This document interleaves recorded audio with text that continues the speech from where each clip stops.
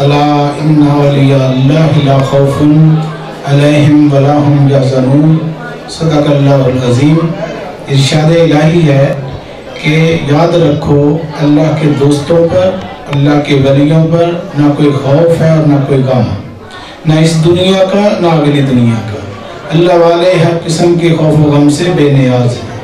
وجہ اس کی یہ ہے کہ جس کے ساتھ ان ہستیوں کی دوستی ہے وہ ذات اللہ رب ذوالجلال خود لا خوف ہے، بے خوف ہے، کوئی غم نہیں، کوئی پریشانی نہیں، کوئی انزائٹی نہیں، کوئی افریٹ نہیں، کسی قسم کا کوئی وہ سیڈنس نہیں ہوتا۔ ہم آج اس ہستی کے دربار میں حاضر ہیں جو ولیوں کے تاجدار ہیں، قطب الاقطاب ہیں، شیخ الاسلام والمسلمین، مشرق مغرب شمال جنوب، جن کی عظمتوں کے ڈنکے بج رہے ہیں۔ آج سے نہیں مدتیں بیت گئیں، ملک پاکستان اور بیرون ممالک سے جوق در جوق مریدین، زائرین، عقیدت مندان اتنی سخت سردی کے موسم میں اکاڑا پہنچے، تو ان سب کے لیے بھرپور کلیپنگ ہونی چاہیے۔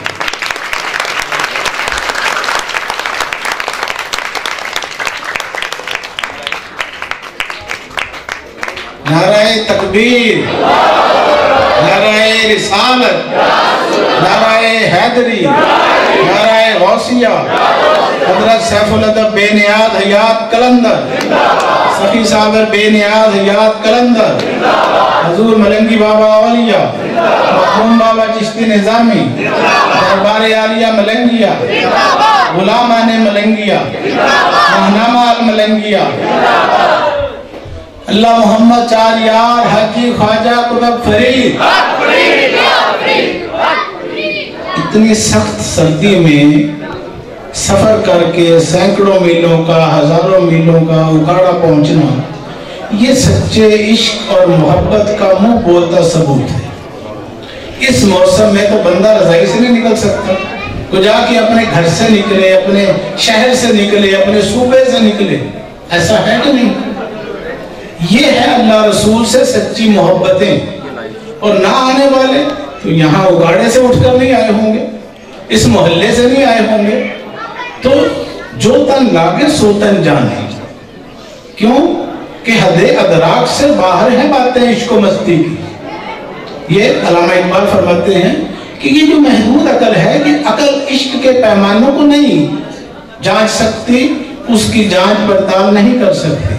کیوں کہ عقل آمد دین و دنیا شد خراب، عشق آمد دو جہاں شد کامیاب۔ شیطان کے پاس عقل تھی، کیا تھی؟ عقل اور علم تھا، اور لعنت کا توق اس کے گلے میں ڈل گیا۔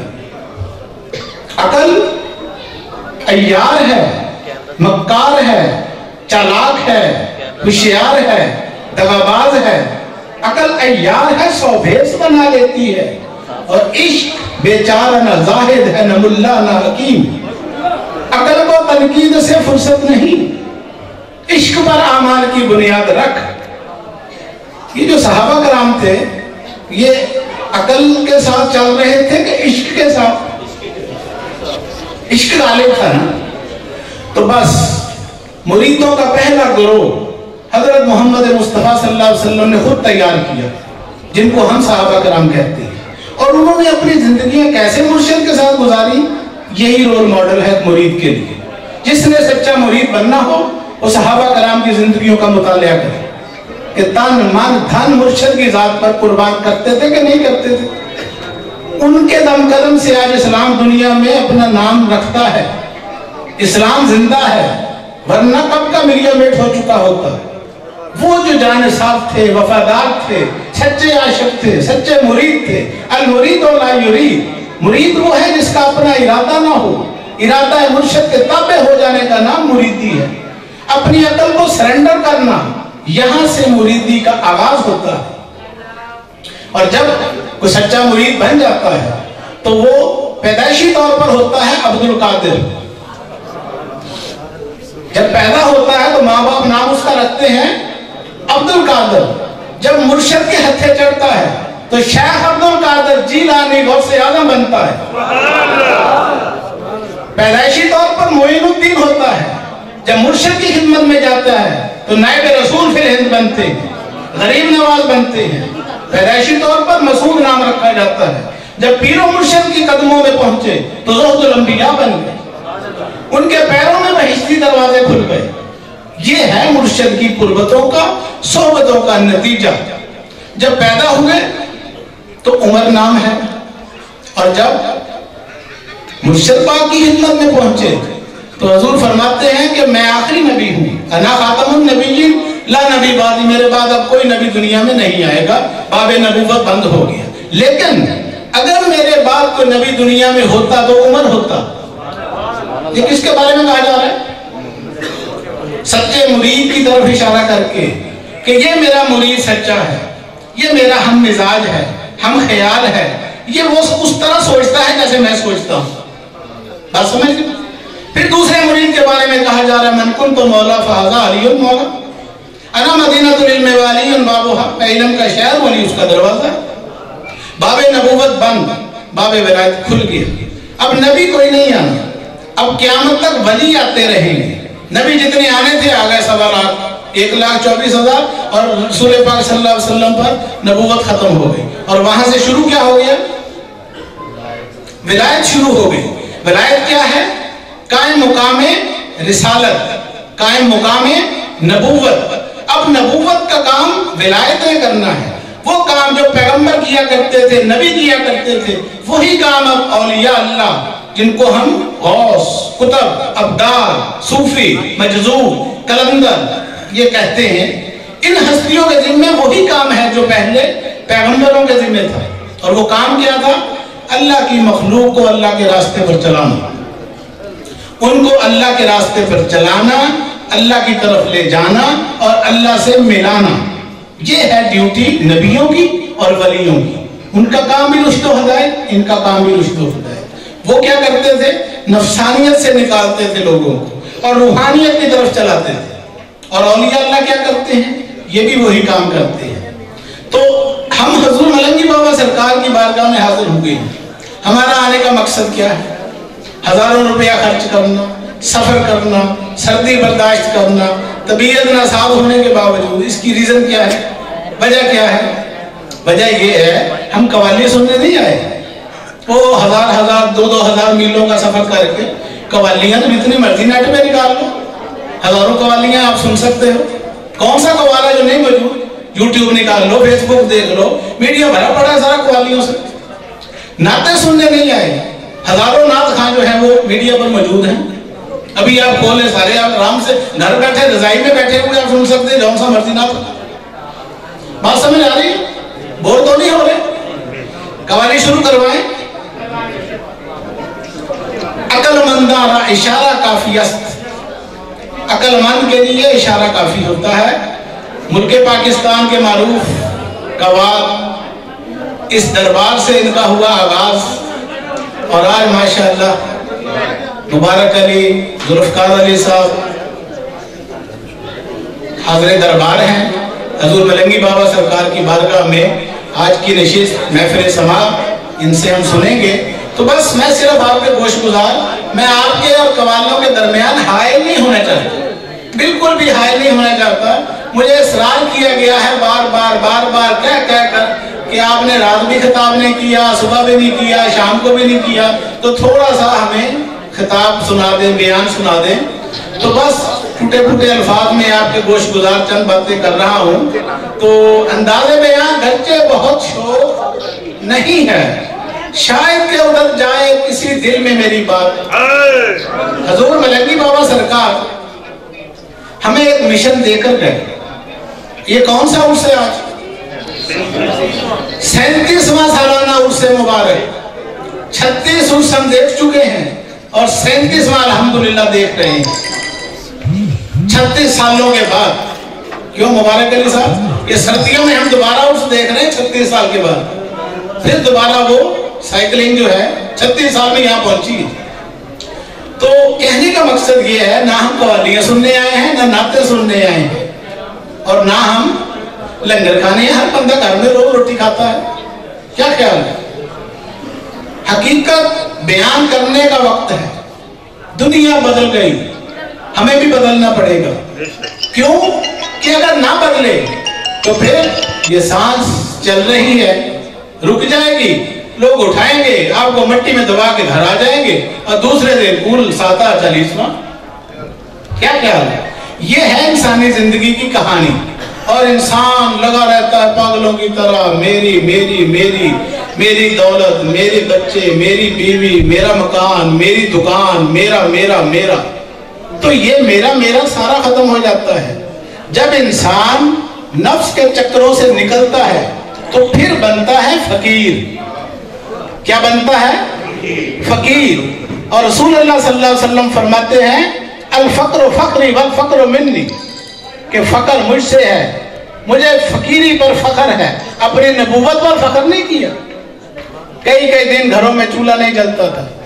درویشوں کا پہلا گروہ حضرت محمد مصطفیٰ صلی اللہ علیہ وسلم نے خود تیار کیا. صحابہ صفا, وہ صفا کا جب اترا, اب بھی مدینہ شریف مسجد نبوی میں موجود ہے, وہاں حضور تربیت کرتے تھے.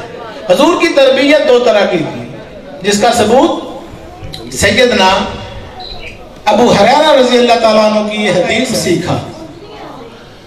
کیا فرمایا؟ جلیل القدر صاحب کی سب سے زیادہ حدیثیں حضرت ابو ہریرہ سے مروی ہیں. ان ابو ہریرہ ان قال قال رسول اللہ صلی اللہ علیہ وسلم. بخاری, مسلم, ترمذی, ابن ماجہ بھری پڑی ہیں ان کے حوالوں سے. تو وہ فرماتے ہیں کہ میں نے رسول اللہ سے 2 طرح کا علم سیکھا. ایک کو میں نے ظاہر کر دیا اور دوسرا جو ہے میں نے چھپا لیا. کیوں کہ اگر میں اس کو ظاہر کر دوں تو لوگ اپنی ناسمجھی کی وجہ سے, بے وقوفی کی وجہ سے مجھے قتل کر دیں. سوال یہ پیدا ہوتا ہے یہ نبی کی کون سی ایسی باتیں ہیں جو ایک ان کا سچا مرید بتانا نہیں چاہتا. تو اس کا مطلب ہے کہ جب عشق سکھاتا ہے آداب خود آگاہی تو کھلتے ہیں غلاموں پر اسرار شہنشاہی. اس کائنات کا ایک بادشاہ ہے, اس کے ہزاروں راز چھپے ہوئے ہیں. یہ عرس کا ایک ظاہر ہوتا ہے, ایک باطن ہوتا ہے. ظاہر کیا ہے؟ قوالیاں, قالین, جھنڈیاں, لائٹنگ, لنگر, دیگیں. یہ کیا ہے عرس کا ظاہر؟ نمائش, کتابیں, ایڈیشن, رسالے, مریدین آ رہے ہیں, نذرانے پیش کر رہے ہیں, نعت خوانیاں ہو رہی ہیں, ختم شریف ہو رہا ہے. یہ سارا عرس کا ظاہر ہے. اسی طرح عرس کا ایک باطن ہوتا ہے جو عام لوگوں کی نظروں سے پوشیدہ ہوتا ہے. وہ کیا ہے؟ اس کو سمجھنا نہیں تو کم از کم اس کے بارے میں باخبری ہو جانا چاہیے. باطن یہ ہے کہ جیسے یہ مہمان آئے ہیں اسی طرح باطنی طور پر, روحانی طور پر پاکیزہ ہستیاں بھی اس کے اندر موجود ہوتی ہیں. نبیوں کے تاجدار حضرت محمد مصطفیٰ صلی اللہ علیہ وسلم عرس میں تشریف لاتے ہیں. یہ اس کا باطن ہے, اندھوں کو نہیں نظر آتا. آنکھ والا تیرے چوبن کا تماشا دیکھے, دیدہ کور کو کیا آئے نظر وہ کیا دیکھے. اہل نظر مشاہدہ کرتے ہیں.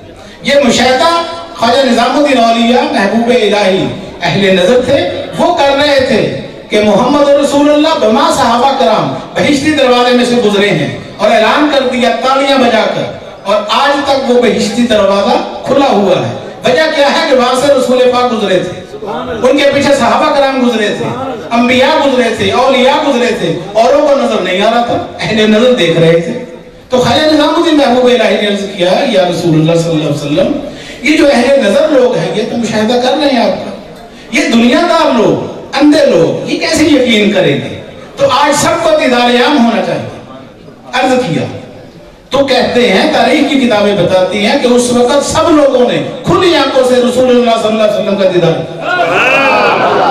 یہ بہشتی دروازے کا ہسٹوریکل بیک گراؤنڈ ہے, یعنی اس کی تاریخی اہمیت حیثیت کیا ہے.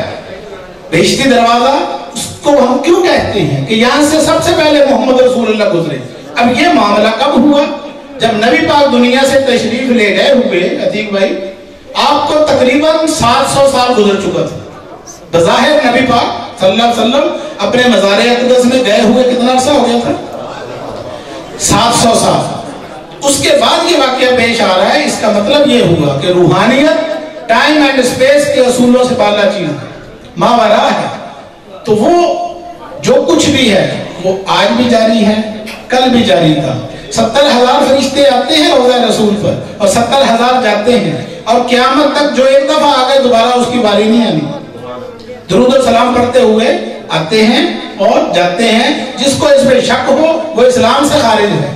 یہ اس پر ایمان رکھنا ضروری ہے. ہمارے ساتھ 2 فرشتے ہیں، یہ کرامن کاتبین کبھی نظر آئے؟ آپ تھک گئے بچپن سے لے کر آج تک نمازیں پڑھ کے سلام کرتے ہوئے، کبھی جواب آیا وعلیکم السلام؟ کہتے ہو نا السلام علیکم، السلام علیکم. کس کو کہتے ہیں سلام؟ یہ 2 ملائکہ ہیں آپ کے ساتھ ساتھ، 2 فرشتے. تو اس کا مطلب یہ ہوگا کہ جو چیز آپ کو نہ نظر آئے، اس کا یہ مطلب نہیں ہے کہ وہ ہے ہی نہیں. اللہ کبھی نظر آیا لیکن اسے ماننا پڑے گا. وہ 70,000 ملائکہ کبھی کسی کو نظر آئے؟ لوگ جاتے ہیں عمرے حج کرنے، جو وہاں پر آتے ہیں اور جاتے ہیں، ہر وقت ہر لمحہ آ رہے ہیں جا رہے ہیں. خانہ کعبہ اللہ کا گھر ہے، تو کعبے کے اندر اللہ تو نہیں کسی کو کبھی ملا. وہ ملکوں کے بادشاہ اور انسان جو ہیں وہ اندر چلے جاتے ہیں، دھو کے باہر آ جاتے ہیں، گلاب کی عرق سے غسل دے کے باہر آ جاتے ہیں. رات غسل تھا مزار اقدس کو، تو میں نے آپ کو وہ گزارش کی تھی، کیونکہ باقی لوگ عوام آ جائی ہے کہ یہ جو غسل ہوتا ہے، مجھ سے کسی نے سوال کیا یہ کیوں ہوتا ہے بزرگوں کے مزاروں کو غسل؟ میں نے کہا اللہ تعالیٰ کے گھر کو کیوں ہوتا ہے. بڑے بڑے مفتی اعظم سعودی عرب جو ہیں وہ 7 بادشاہ کے اندر جاتے ہیں اور غسل دیتے ہیں. اس کے بعد اس کے اوپر چادر چڑھائی جاتی ہے. خانہ کعبہ کے اوپر کیا چڑھائی جاتی ہے؟ چادر پوشی ہوتی ہے. اس کو کہتے ہیں خانہ کعبہ کا غلاف تبدیل کیا گیا، اور پوری دنیا کے میڈیا پر نشر ہوتا ہے کہ آج بیت اللہ شریف کو، خانہ کعبہ کو غسل دیا گیا کے گلاب سے، اور اس کے اوپر غلاف چڑھایا گیا. تو جیسے وہاں غسل ہوتا ہے ویسے ہی یہ بھی اللہ کا گھر ہے، ادھر بھی غسل ہوتا ہے. وہاں غلاف چڑھتے ہیں، یہاں بھی غلاف چڑھتے ہیں. عاشقوں کی باتیں ہیں، عاقلوں کی عقل میں نہیں آ سکتی. ان کو اپنی عقل کا پہلے علاج کرانا پڑے گا کسی مرد کلندر کی صحبت میں، جوتوں میں بیٹھ کر. کیوں کہ علامہ اقبال گریٹ فلاسفر تھے. مشرق مغرب شمال جنوب ڈنکے بج رہے. بین الاقوامی ایئرپورٹ لاہور کا نام رکھنا تھا جہاں پوری دنیا کی فلائٹیں اترنی ہیں، تو اس ایئرپورٹ کا نام نہیں کو بندہ اور ملا، علامہ اقبال انٹرنیشنل ایئرپورٹ رکھنا پڑا. کیا نام ہے؟ وہ فرماتے ہیں نہ تخت و تاج میں نہ لشکر و سپاہ میں ہے، جو بات مرد کلندر کی بارگاہ میں ہے. یہ کوئی معمولی بندہ نہیں بات کر رہا، فلاسفر ہے، فلسفے اور عقل اور استدلال کے اصولوں پر بات کرنے والا. وہ کہہ رہے ہیں کہ نگاہ ولی میں یہ تاثیر دیکھی، بدلتی ہزاروں کی تقدیر دیکھی، جو ہو ذوق یقین پیدا تو کٹ جاتی ہیں زنجیریں. تو ایک جہاں اور بھی ہے جس میں فردا ہے نہ دوش. وقت کم، اشاروں کنایوں میں آپ کو میں نے تھوڑا سا ایک میسج ڈیلیور کیا ہے، تو آپ کو کچھ نہ کچھ تو سمجھ آئی ہوگی. مزید سمجھنا چاہتے ہیں تو ہر مہینے کیا پڑھا کریں؟ کیا پڑھا کریں؟ اس دربار سے ایک رسالہ شائع ہوتا ہے. کتنا عرصہ ہو گیا؟ 31 سال آج پورے ہو گئے، 32واں شروع ہو گیا. اس کا نام کیا ہے؟ اس 100 میل ضلع کے اندر ایک دینی رسالہ شائع ہوتا ہے جو حکومت پاکستان سے رجسٹرڈ ہے، پاکستان کی میڈیا لسٹ پر ہے. اس کا نام کیا ہے؟ ماہنامہ الملنگیہ. اور الملنگیہ جو ہے یہ کوئی مست و ملنگوں کا سلسلہ نہیں ہے. یہاں نظر آ رہا ہے تو مست و ملنگ، یہ سارے گریجویٹ لوگ بیٹھے ہوئے ہیں. کوئی انجینئر ہے، کوئی ٹریڈر ہے، کوئی لائر ہے، کوئی ڈاکٹر ہے، کوئی پروفیسر ہے. یہ سارے جو ہیں پاگل تو نہیں. وہ کانسیپٹ جو ہم لے کر آتے ہیں جب بندہ یہاں آتا ہے تو وہ بالکل چینج ہو جاتا ہے کہ نہیں بھی نہیں، یہ وہ مست ملنگ نہیں ہے، یہ تو کوئی اور ہی معاملہ ہے جو ہماری عقل میں نہیں آ سکتا. کہ مست و ملنگوں کے پاس لائبریریاں ہوتی ہیں. پاکستان کا کوئی دربار دیکھا آپ نے مبارک صاحب جہاں پر لائبریریاں ہوں، آڈیٹوریم ہو، کانفرنس ہال ہو، جہاں نشر و اشاعت کا کام ہو رہا ہو، جہاں پر کتابیں لکھی جا رہی ہوں، جہاں پر علماء بھی مانتے ہوں، فقہا بھی مانتے ہوں؟ وہ ایسا کوئی دربار ہے؟ جیسے ڈاکٹر شفیق صاحب ہمارے سلسلہ ملنگیہ کی علمی شخصیت، وہ بتا رہے تھے کہ بر صغیر پاک و ہند کے اندر चंद इल्मी खानकाहें हैं, बाकी रवायती पीर मुरीदी है, नजर नियाज इकट्ठी करना और बस बात खत्म। मुरीद आ गए, रोटी खाओ और जाओ, ऐसे है कि नहीं है? तो फिर दौर बदल गया, साइंस का दौर है, टेक्नोलॉजी का दौर है, एजुकेशन का दौर है, मीडिया का दौर है। इसके अंदर हक बात बतानी पड़ेगी। लॉजिक के जरिए इंसान हर चीज को समझना चाहता है, विजडम के जरिए, अक्ल दानिश के असूलों के मुताबिक। तो अल्हम्दुलिल्लाह इस दरगाह को ये फख्र हासिल है, उकाड़े वालों के लिए नहीं, पूरे पाकिस्तान के लिए ये फख्र है। और चैलेंज है हमारा पूरी पाकिस्तान की खानकाहों को, दरगाहों को, कि अगर आप अपने बुजुर्गों के नक्शे कदम पर ना चले तो बस ये चंद दिन की और है पीरी मुरीदी, ये खत्म हो जाएगी। दौर तेजी से तब्दील हो रहा है। तो अल मलंगिया दरबार पूरी खानकाहों के लिए एक रोल मॉडल की हैसियत रखता है। हम नहीं, दुनिया कहती है। हम अपने मुंह मियां मिठू क्यों बने? ये किताब पढ़ें आप, इस किताब के अंदर दुनिया खुद बोलेगी कि ये दरबार उसको किन नजरों से देखते हैं। इसमें फुकहा भी हैं, दानिश्वर भी हैं, प्रोफेसर भी हैं, मुफ्तियान भी हैं, हाफिज़ कुरान भी हैं, बड़े बड़े जर्नलिस्ट भी हैं, दानिश्वर भी हैं। 100 किताबों के मुसन्निफ जो है, ये फ्लैट लिखा है कौमी अवार्ड याफ्ता डॉक्टर मुशर्रफ ज़ैनुद्दीन साहब ने। नारे तकबीर, नारे रिसालत, नारे हैदरी, सैफुल अदब बेनियाज हयात कलंदर, साबर बेनियाज हयात कलंदर, मलंगी बाबा औलिया चिश्ती निजामी मलंगी। तो इसको आप पढ़िएगा, समझिएगा, गौर व फिक्र कीजिएगा, घरों में ले जाएं, माओं बहनों बेटियों को पढ़ाएं। इल्म का दौर है, उनकी तब्दीली, उनकी तरबियत आप लोग नहीं कर सकते, वो आपसे आगे निकल चुके हैं। ज़हन जो है आज के बच्चों का, उसको चेंज करना है तो लॉजिक और नॉलेज के जरिए।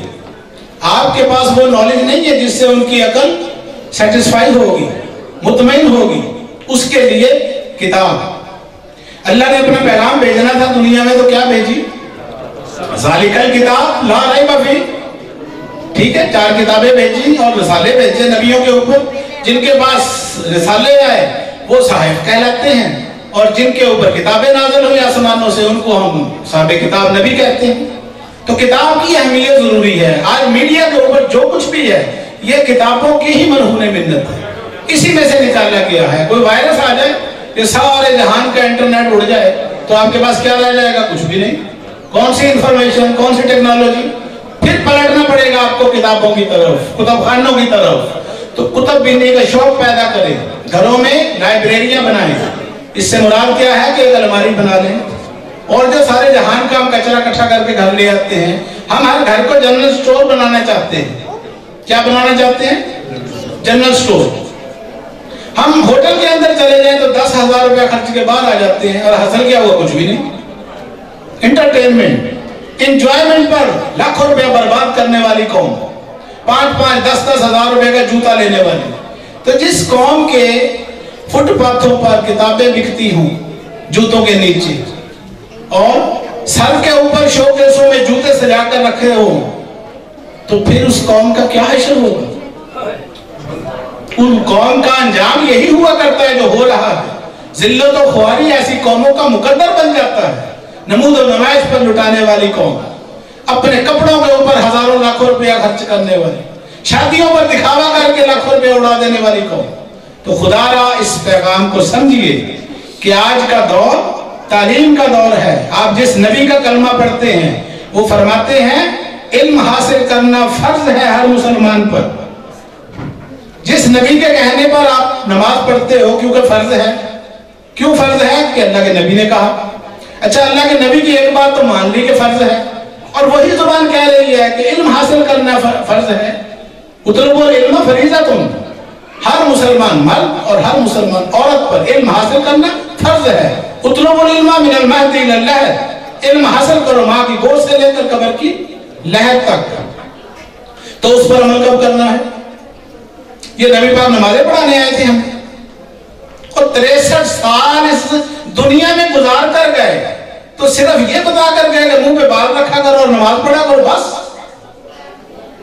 इतना उन्होंने वर्क किया, मिशन फैलाया, स्पीच की, प्रीचिंग की है, बंदे तैयार किए, इतनी मोटी 2 किलो की किताब देकर गए आपको कुरान मजीद, उसमें सिर्फ ये है कि बस नमाज और दाढ़ी नहीं, पूरा निजाम हयात देकर गए, दस्तूर हयात, ज़ाब्ता हयात, खाना कैसे है, पीना कैसे है, शादी कैसे करनी है, तरबियत कैसे करनी है, कारोबार कैसे करना है, हुकूमत कैसे करनी है, कौन सा काम है जो हुजूर हमें बता कर नहीं गए।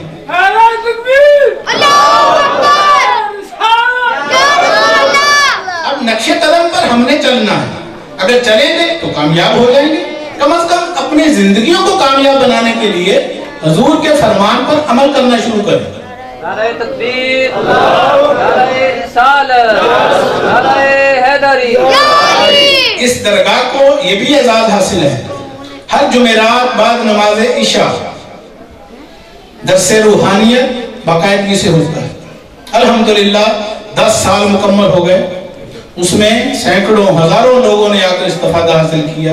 हर इतवार को लेडीज का दर्स होता है, तो सैकड़ों हजारों खवातीन आलिमा, फाजिला, lawyers, engineers, MSc, BSc, PhD, हर तरह के लोग आते हैं और मुस्तफीद होते हैं। इसी तरह चिल्ड्रन डिपार्टमेंट अपना काम कर रहा है, तो बच्चे जो हैं वो तरबियत हासिल कर रहे हैं।